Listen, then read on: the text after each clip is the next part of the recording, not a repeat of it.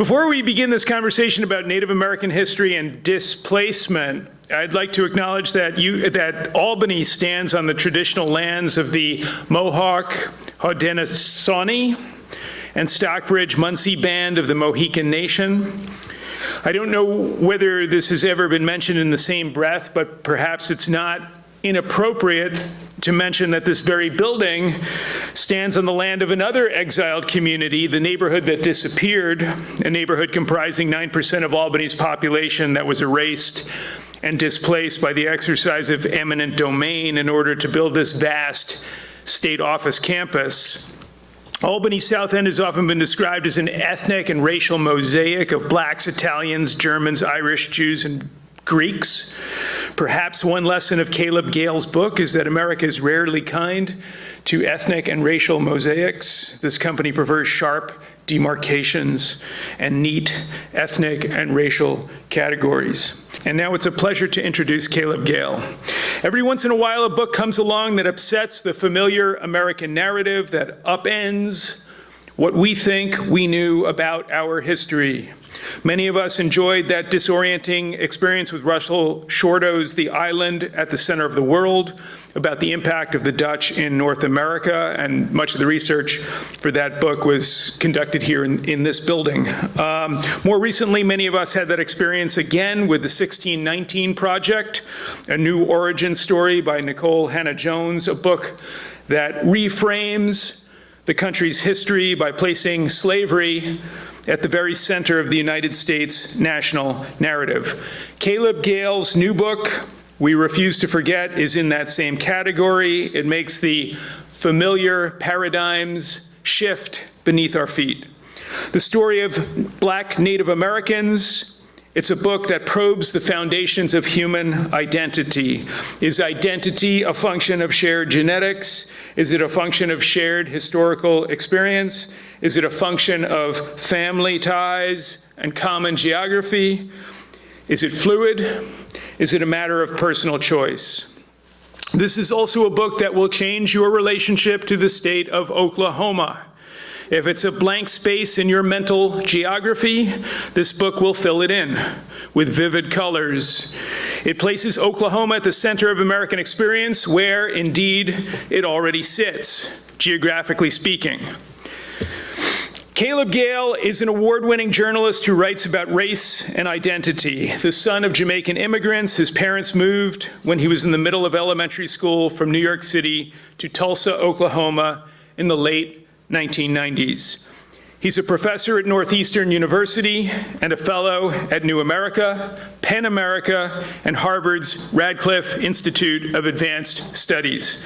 Many of you will have read his May 2021 cover story in the New York Times on the Tulsa Race Massacre of 1921.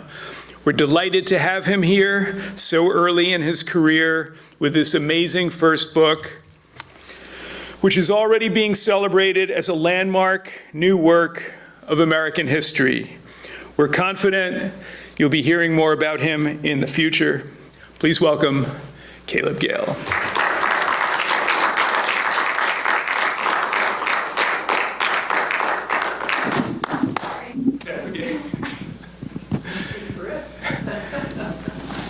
Thank you for being here.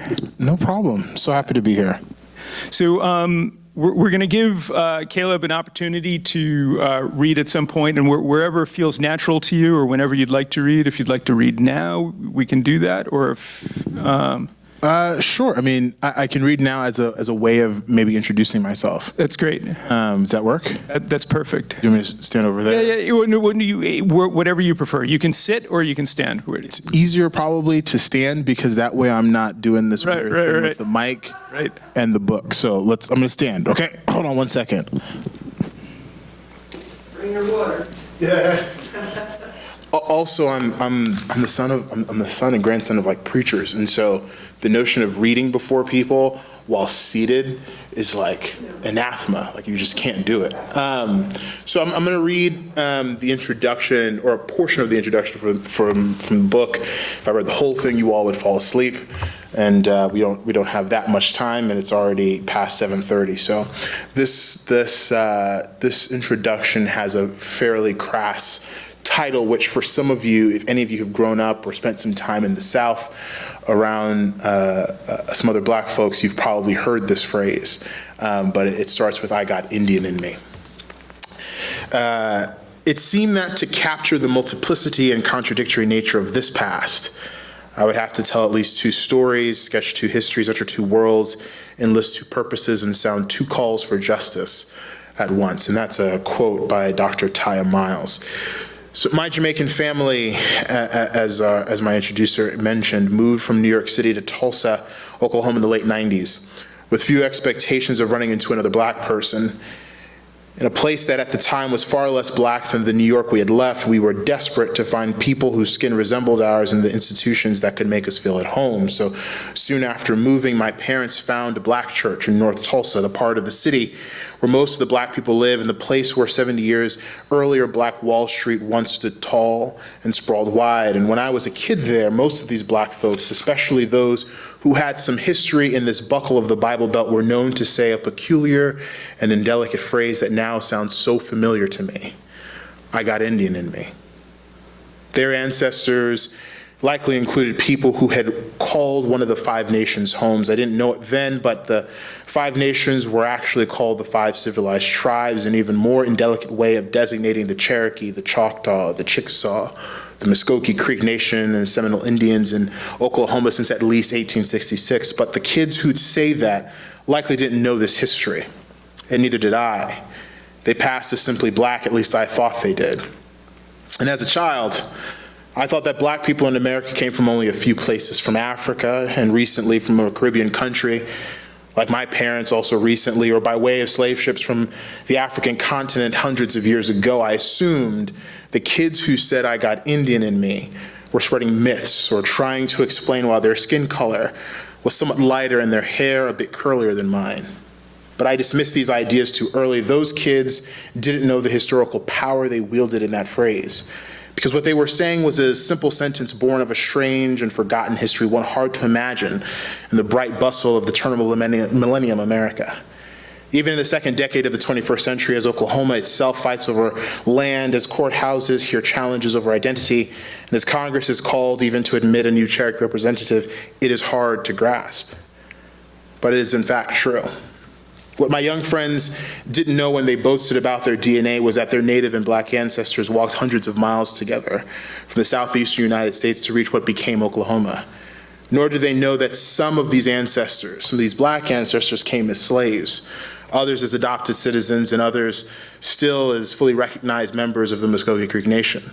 And I'm willing to bet that none of them ever heard the name of one black man, a former putative slave who walked the Trail of Tears, a man dubbed Cow Tom by his supposed former owner, a Creek chief. Like countless Native Americans, Cow Tom made that long, dangerous trek before he ultimately rose to leadership within the Creek Nation. In fact, it was Cow Tom who kept my friend's Creek identity intact when he negotiated an 1866 treaty with the U.S. government, an agreement that included citizenship rights for all black people within the Creek Nation, whether slave, adopted, or free. So it may seem odd that a son of Jamaican parents would find his way inside this American history, especially inside the history of black people about whom you've likely never heard in a state you've likely never visited. And trust me, I know most of you have not visited and never will. Like all history, though, how it started wasn't how anyone expected it to end. One day in 2018, I was sitting in the New York office of the British newspaper The Guardian. I had worked there as a writer for some months. On this day, I was jostling between empty rooms and unoccupied desks while senior writers and editors went to meetings, lunches, and vacations. I had no story on the books, and my editor and I had a meeting soon to figure out what I'd write next. I sat at my computer and typed in www.tulsaworld.com into my web browser, not because I was looking for inspiration, but because I wanted a reminder that people could cover news and write stories about places and people most of the world didn't care about. When I did this reading in Tulsa, they didn't like that line. What came up across the top of the Tulsa World's homepage were familiar faces and a story that claimed that the black people in the accompanying picture had been members of a nation that wasn't the United States and had freedom that their ancestors had given them in the Creek Nation, but not in the United States. I was intrigued in cults and friends I grew up with, many of whom had told me when they were kids that they had Indian in them. I knew I had a story. I knew I did, but I didn't realize that the piece I'd eventually write for The Guardian would lead me on a journey that reconfigured my notions of identity, race, and belonging. Looking back, it is odd that I wrote a story about Oklahoma, a place I wanted to forget, and a state whose mere mention often prompted any friend from anywhere else to ask, "Where's Oklahoma again?" Another line that didn't do well. In Oklahoma. But in telling you about the place that became my home, I can tell you about America and how America fashions its identity. And if this story has shown me anything, it's that there is nothing simple about who you are or where you are come from. Like the people on the front page of the Tulsa World, descendants of Cow Tom and other black citizens of the Creek Nation were all beautifully complex. And there's nothing more American than struggling to fit all that complexity into boxes you didn't create in the first place. All right. So you mentioned that this shared history, the sharing of culture and genetics goes back really to the beginning of European exploration. The Spanish explorer Hernan de Soto documents the flight of enslaved African people from his ship to join Native American groups on the Mississippi coastline. So can you tell us about what is it that draws these two peoples together to create a kind of shared history? Sure. So, I mean, I think left to our own devices, without the kind of imposition of colonialism and white supremacy, people have a tendency of figuring things out on their own. I know that sounds almost overly simplistic, but the data has borne that to be the case. Right? So what you're referring to is that there were people who came over as slaves on DeSoto's ships and became fugitive slaves. They ran away.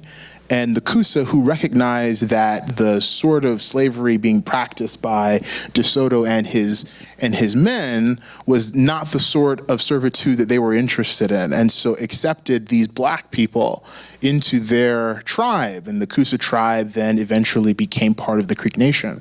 And so for centuries, the form of slavery that we became quite familiar with, the kind of slavery that was relatively protected in this country by dint of the law, by dint of state laws, by dint of practice, by dint of economic survival, chattel slavery was considered anathema to these nations.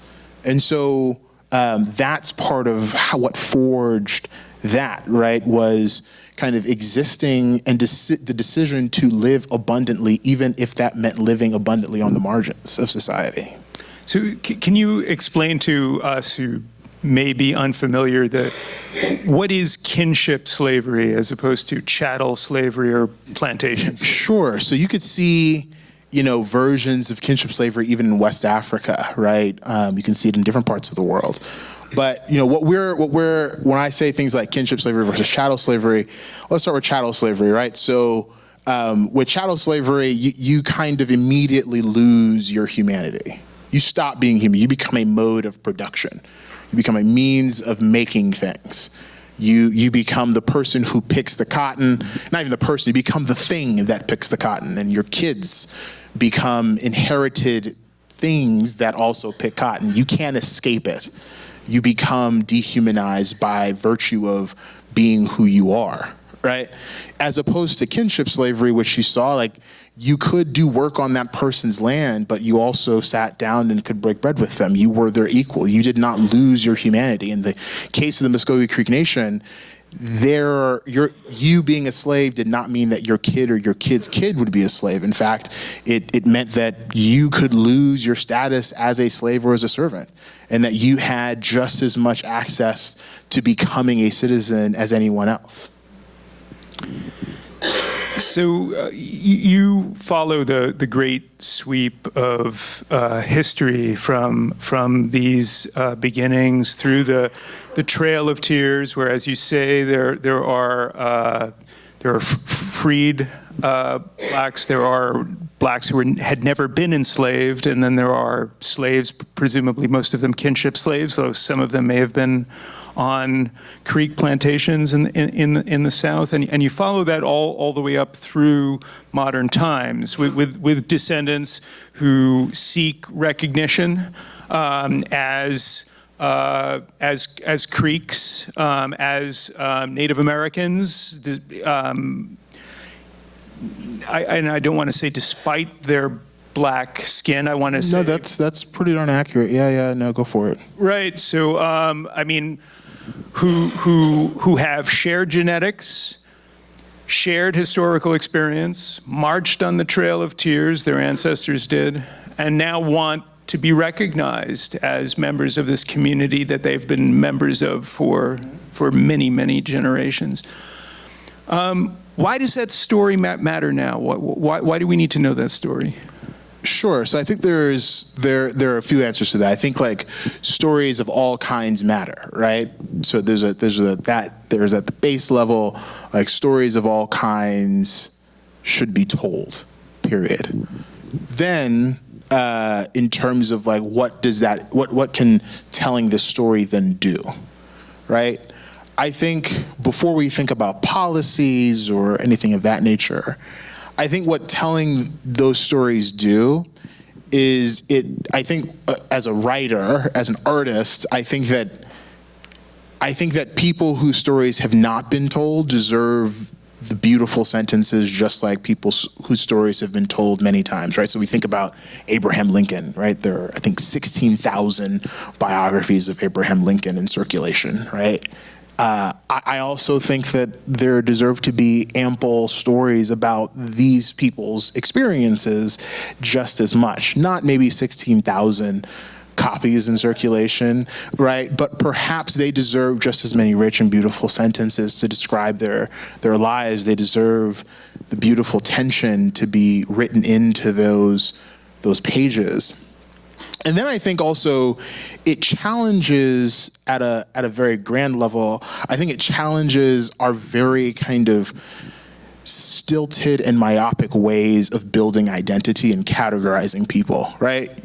What ends up happening, right? You ended up saying something pretty interesting, which is that despite the blackness of their skin, they still have claims that date back hundreds of years to their citizenship in these nations, right? Historically, when we look at the history of this country, the nature of race has not only been used as a way to categorize and separate. When it comes to questions of blackness in many cases, it's also been used that one drop not only makes you black, one drop also can dilute any sort of claim to any other thing that you might be, where blackness to some extent becomes a dehumanizing component and makes you easier to slot into one thing or the other. And I think that this story kind of disrupts that, where these families can say, no, we are fully black, but we are fully citizens of these nations. Because in our minds, a lot of us, being a citizen of the Creek Nation means that you have some sort of racial distinction. No, it's not.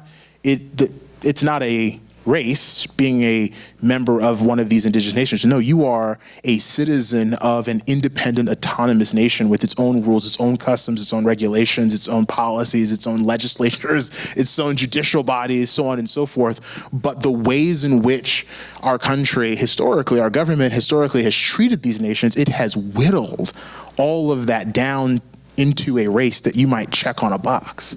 Right? So I think that does that. Then on top of that, I think it lends itself naturally, right? When we think about questions of reparations, what we had versus what we don't have, what was lost versus what was gained, I think following the story of this one family or a collection of families gives us the ability, kind of like what Ta-Nehisi Coates did in his story, The Case on Reparations, or even in my story for New York Times Magazine with the story of the Crutcher family. You're able to then show over the course, in my story for the magazine, over the course of 100 years, what was lost by the Crutcher family, right? In Ta-Nehisi's case, over the course of like 90 years, what was lost for those families in Chicago. And in the case of this book, what was lost over 200 years for the Simmons family. And so I think that what my work does is hopefully a few things. It adds beautiful sentences. It gives us the opportunity to interrupt the myopic way in which we structure identity. And it also gives us the opportunity to add humanity back into the conversation about reparations, what is owed, so on and so forth. So That was long-winded. no, it's perfect. You talk about how the Creek Constitution in the 1970s came to be created, and there's been in relatively recent times a movement to deny Black Creek's membership in the tribe, and that's something that's become also maybe tied or bound up with an effort to control tribal resources and access to revenues from tribal casinos and things like that. Can you explain how that has happened in recent times and Sure, yeah, so I want to be very careful. So I think, one, there are a few examples of Black people who can trace their roots and their ancestry back into certain nations, regaining citizenship, and through a variety of ways, right? So you can look at the Seminole Nation in the early 2000s, right? They reinstated their what we would call freedmen. They're people who were formerly enslaved, who, by dint of a treaty that was signed in 1866, had claim to citizenship in that nation. And that was done involving a few kind of administrative things I won't bore you through or bore you on, but were also done on part because of the Seminole Nation kind of adopting that on their own terms. The Cherokee Nation in 2017 lost a court case to a band of Cherokee freedmen led by someone named Marilyn Van, who is a Black Cherokee freedman, who is descendant from other freedmen, who likewise had claim and purchase, but had been, kind of excommunicated, if you will, lost citizenship in that nation. So there are examples for the Muskogee Creek Nation's freedmen and Black Creeks who really want to reinstate. That's part of what inspires them to identify that. Now, I think that for them, it has very little to do about resources, and has very much to do with legacy, very much to do with memory and the potency and power of that, right?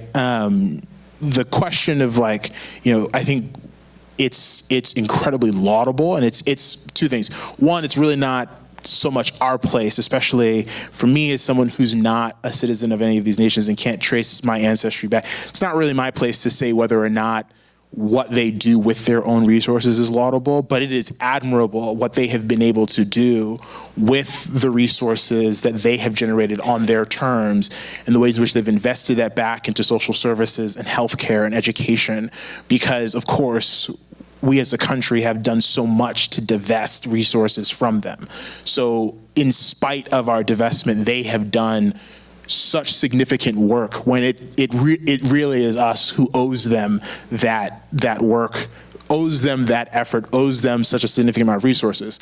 And they have really redirected that stuff to reinvesting in their own communities. And so perhaps a knock-on effect of regaining that citizenship would be accessing some of that. But when you talk to anyone, I mean, people who are trying to get, their citizenship back with the Chickasaw Nation or the Cherokee Nation or the Choctaw Nation, all of them really are just so desperate to reclaim the history before the history is lost. And I think that memory is so important. And I think one other thing I would say is, I think oftentimes when we think about reparations, we very much think, cash, envelope, check into someone's mailbox, sorry for what we did, here you go. But there's a lot of work that goes before that, which is the acknowledgement that something has gone wrong. Then you can apologize and atone and all the other things. But I think for a lot of folks, not just in the case of the folks I write about in this book, we're still stuck on we haven't acknowledged so many of this country's wrongs. And I come from a state like Oklahoma where when it comes to even teaching about some of the wrongs our country has done, right? It seems like that acknowledgement piece is so far from being accomplished. So I think like in terms of the questions of where resources and who controls them and who gets a piece of any pie, I think that's so far from view because folks are literally just trying to say we exist, right? Let's start there and then let's see what portion of my identity I can claw back. And I think that's where so many families are still. So I'm going to ask one more question, then I'm going to open it up to the audience. One thing I found really fascinating was the prominent role that Black people played as intermediaries with the colonizers, as translators, as negotiators in the creation of treaties. I mean, this is a significant role in Native American tribal history that fell upon Black leaders. So yeah, I was wondering if you could just talk a little bit about that. Yeah, I mean, people like Daniel, I would love to claim credit for discovering that. I mean, if I did, I'd be demanding a Pulitzer and a tenured professorship and an endowed professorship and maybe a MacArthur Genius Grant. Thank you. But, scholars like, Steve Hahn and Daniel Littlefield and Claudio Sant have really talked and touched on how Black people had served as like these critical cultural brokers, they called them, right? It almost went beyond just language, where because of the kind of transient nature of Black people as, in some cases, when owned by whites as property, and then as quasi-citizens and members, and as kinship slaves when owned by certain Native American nations, there was the kind of passing down of various language and cultural trends and characteristics and habits. And so as such, they were, in many cases, right, and even in the case of kind of one of the central figures of this book, Cow Tom, speaks multiple languages and is sent on behalf of the nation. Cow Tom, his buddy Harry Island, and others are sent to negotiate these kind of massively catalytic treaties on behalf of these nations with the U.S. government at the end of the U.S. Civil War. So let me provide a little context. So at the end, during the Civil War, right, I think a lot of us, at least let me not make assumptions about how learned you all are in the room. I am not the most learned person in the room. Don't let the degrees fool you. There's a lot that I don't know, still don't know, and will never know. And so as such, it was not as of yet clear to me, especially because I grew up in a state that doesn't really teach full histories or even marginal histories, even a little bit, right? I didn't realize that most of, and I think I talk about this in the book at length, is that much of the Civil War was not just fought in the United States. The Civil War was also fought outside of it, meaning that it was fought in Indian territory. The Battle of Honey Springs is kind of where we see Cow Tom emerge as this hero, right? And so essentially, what happened is that various nations were kind of put into a position, various indigenous nations were put in a position where they had to kind of figure out, do we stay neutral? How do we stay neutral?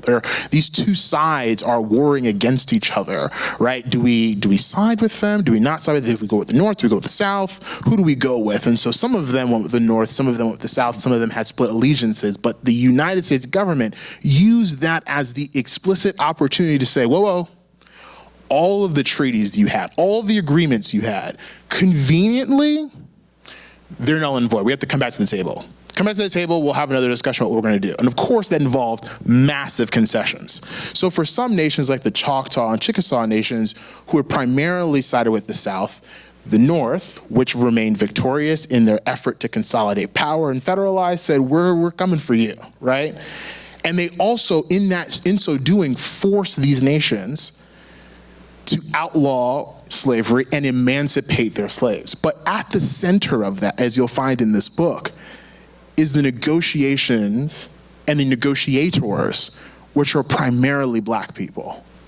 There are other people like Samuel Chakotay and others who are kind of standing on the sidelines, but at the center of them are these two black guys, Harry Island and Cow Tom. And even when it was clear that certain Southern Democrats were not interested in maintaining the freedom and rights of these black people in Indian Territory, in this area beyond the reach necessarily of the United States government, that wasn't fully the United States yet, it was these two guys who were still actively working, even though they weren't wanting to be actively engaged in politics, who were making their ways to DC to convince radical Republicans to create resolutions to protect the rights of these individuals. So when I say they're cultural brokers, when these folks say that they're cultural brokers, I do the work to then demonstrate just like what that cultural brokering looked like. It meant safeguarding like the legacy and promise and opportunity, not just for them, but for their posterity, for generations to come. So that's what I mean by cultural brokers. It's yes, they might have possessed the ability to speak different languages, critical, but it was also kind of table stakes for them to then begin to do some very interesting work of politicking and leading in very unique ways that, quite frankly, had they not had, we wouldn't be having this conversation today. And before I turn this over, since Cow Tom is in some ways the central character of this book, can you tell us just a little bit more about Cow Tom and who he was? Yes, you can read the book. No, I'm kidding. I mean, Cow Tom is an interesting figure, and I'll describe him like this without giving away the farm. So imagine, if you will, if at 30 plus years old, you're working as a senior assistant or a special assistant to the leader of one of the largest nations, and you interact with a foreigner who comes to the leader of your nation and doesn't understand your nation's customs, doesn't understand your nation's rules, doesn't understand how things go. And so that foreigner sees your black skin. He was known to have jet black skin. Sees your black skin and says, that's his Negro, that's his slave, that's his boy. And then asks you, oh boy, what is it that you aspire to be? What do you hope to accomplish? And you have lofty dreams relative to what this foreigner thinks people of your skin tone should have. You say, I want a gristmill, I want a farm, I want schools for my children, I want bounty, I want opportunity, I want land, I want it to be countless, I want it to be boundless. And then the guy kind of just skips on and says, okay, that's nice, let me kind of move on to someone else, right? Where your dreams are placed into the very same categories and limits that your black skin connotes in the place from which that foreigner comes. But then imagine that your life lived after that moment shatters every single confine that foreigner places your dreams in. And say you accomplish every single one of those dreams, and your grandchildren, your great-grandchildren go on to become some of the most successful black cattle ranchers, go on to become some of the largest, and most successful oil land leasers in the world, doing deals in everywhere from Ghana to Oklahoma and everything in between. So that's Cow Tom without giving away too much. There's also him advising Thomas Jessup, the founder of the Quartermaster Corps, and him going off to DC to negotiate deals and dealing with people like James Harlan, who was the same guy who fired Walt Whitman for writing things like Leaves of the Grass and all of that stuff, some interesting things there. But that's kind of who Cow Tom was. He was someone who broke the mold. And so if you're interested in hearing about someone who breaks the mold, read the book. Questions? Okay, so I want to, you're we know now that Tom had a lifespan and was a person from when to when? Yeah, so from 1810 to, I think it was the late 1870s. And where was he so lucky to become part of the tribe? Where, just so in my ignorance, where did he live? So he's on the western coast of Florida. It's part of the Yamasee tribe, which of course was one of the tribes federated within what became known as the Muskogee Creek Nation, and made the journey west with the rest of those who were forcibly removed in the 1830s. I am only from Albany, and I hold a very special place in this building, which is I go to the library. We have one here at 12 Interstate Library. It started in 1818. Anyway, he was alive in 1810. And then the library, anyway, I'm only making a joke. This guy does that. So, when your book centers on him, he's not the only one, but he's a tremendously rich human being as a person who lived in an amazing way, and not that anyone here has to be Catholic or anything else, but he almost was a saint. I mean, he must have done so much from your, just a few minutes we've had together, the 20 minutes we've had together. So I have to be ignorant enough to tell you, Trail of Tears to me has to do with the one tribe, right, the Cherokee. Now, did he ever have anything directly to do with him? No. So, I mean, the Trail of Tears usually refers, you're right, to the Cherokee Nation, but the forced Indian removal dealt with the larger kind of expulsion of many other tribes and nations out of the southeastern United States west. So I'm not here to be advised. I just want, they're quilts, and I'm not a person who does quilts. No one wanted Native Americans any more than they wanted black. And I owe this to one of my dearest friends who unfortunately passed away. I had a wonderful friend after college who was born black, lived in Albany, and he said to me, we blacks might have had it bad, but the Native Americans had it much worse. That I believe all my life. I believe that still tonight. So what you're pointing out is we're so ignorant, we don't even know how Native Americans were hated everywhere. Right? So what I want to do, is certainly in my book, is understand the genius that you had, having been in the great world of, I'm using this word, writers. You're a writer for a paper, right? And you hit the gold scene somewhere along the line. The testing of Tulsa, the testing the way things were there, you knew enough, and you are obviously a charming and divinely gifted writer, and you have a certain warmth, which anyone here can see. You were able to put to work doing something that really needed to be done for a long, long time. And so, as a person who, I can't get over the fact that he was called, why was he called Cow Tom? Sure, yeah. I mean, there are a lot of different explanations that people have, his skill set with kind of, cow herding and farming and all of that jazz. But, I mean, there's no definitive reason. He calls himself Cow Miko Tom. In news reports, he called himself that when he testifies before Congress.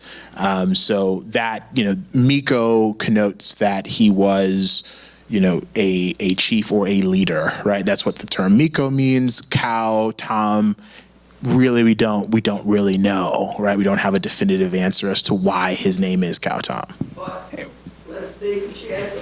I'm quitting here. Okay. If you're going to say, if the foreigner comes in and he says, I want to own land, someone wants to own cow.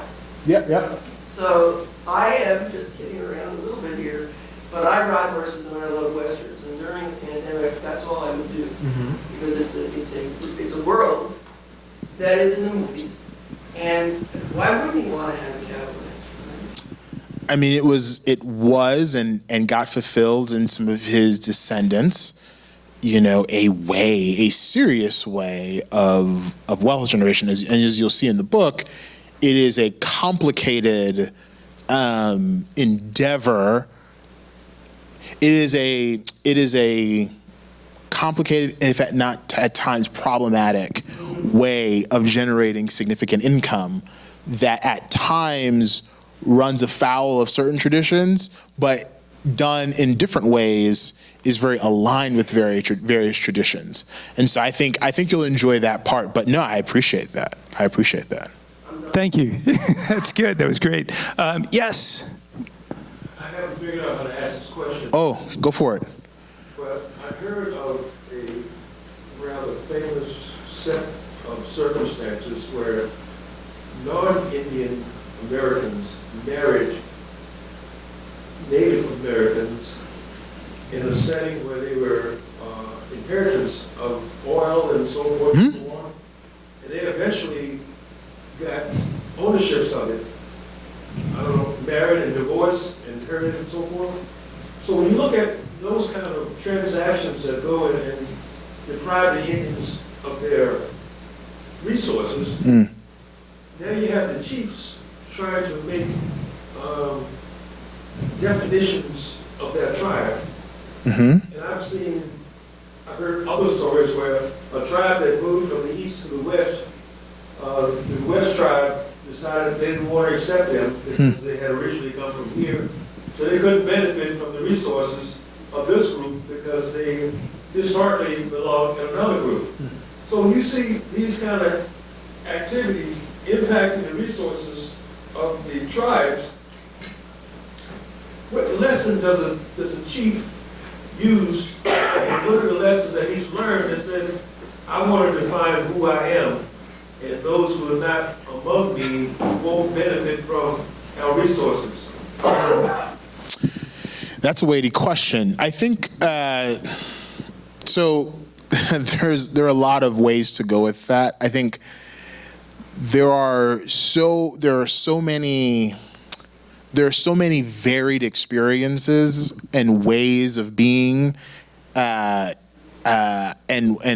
ways in which citizenship was worked out for so many different nations that it could vary by nation, those experiences that you're talking about, right? So in some nations, it's matrilineal, right? Meaning that if the mother was of that particular nation and they had a kid, that kid would be a citizen of that nation, and that might not necessarily apply in some other tribes and nations. So a lot of that depends, and it's hard, especially hundreds of years later, to really understand, at least from where I sit, the intentions of some of the people who did that marrying and whatnot.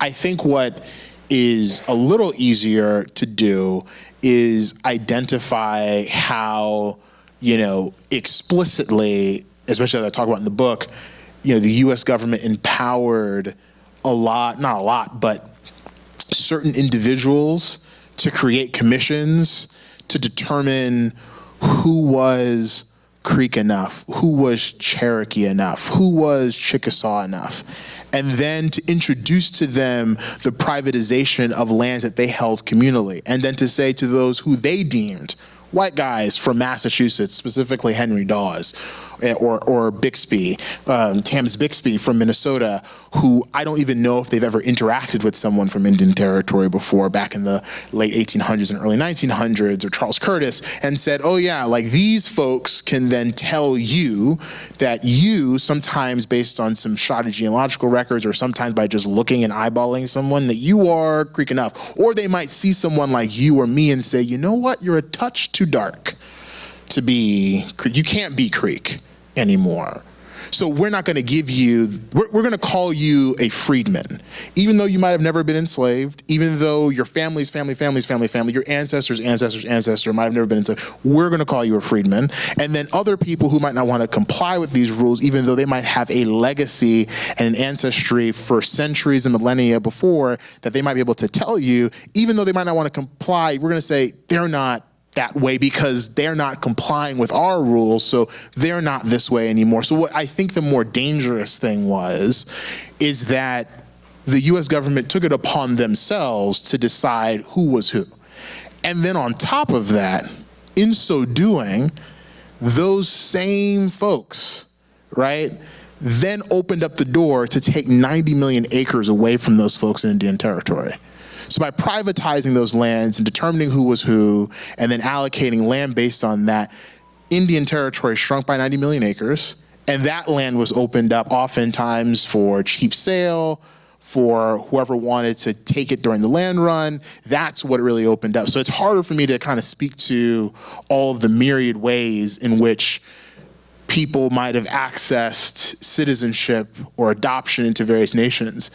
But what I can say is that the US government had worked for a very long time actively to seize as much land back from those nations. In fact, it was Henry Dawes's explicit aim to assimilate them, and on top of that, to ensure that you could never tell that there was a distinction between Native American and anyone else. And even more than that, he said, I want to do away with reservations entirely, right? Like there was an explicit desire to deal with that problem. That's why your friend might have said that things were really bad for those who were indigenous to this place long before anyone else got here, because it has been the explicit aim to kind of do away with them so that we could build empire here in the US.